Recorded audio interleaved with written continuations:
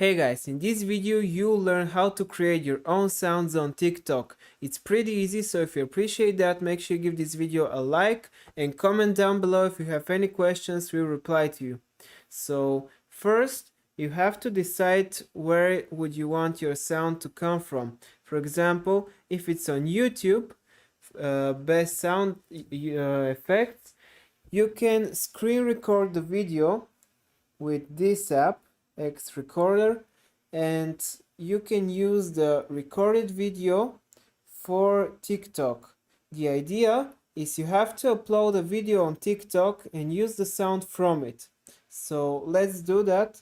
We already recorded the video and let's go to the upload page. Let's upload our video.